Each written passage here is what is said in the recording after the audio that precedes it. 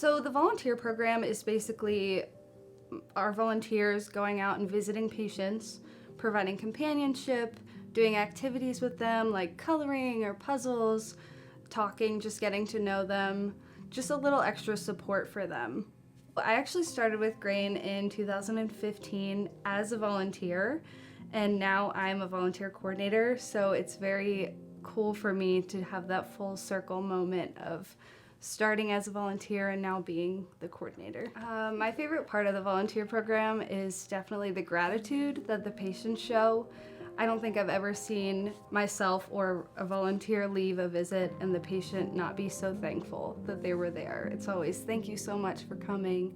I appreciate you being here. Please come again. It's very heartwarming. Some of the benefits to the volunteer program include respite visits.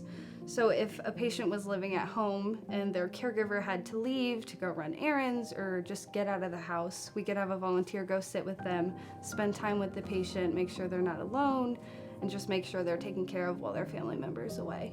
Our volunteers are definitely a part of our interdisciplinary team. They provide documentation for all of their visits. They report any changes or symptoms the patients may be having to me, and I can direct that to the nurse or the social worker, whoever needs to know. They definitely provide that extra support and information for our team. As part of my job, I try to match volunteers with a patient who I think they would really get along with, someone they would have something in common with, so they can really build that personal connection. So personally, I met with a patient who was a retired nurse, and I'm in nursing school, so that was really cool for me. And she was telling me about just the technology and things that were coming out when she was a nurse, like fetal monitoring systems were just coming out when she was a nurse. And it blew my mind to hear that somebody was there.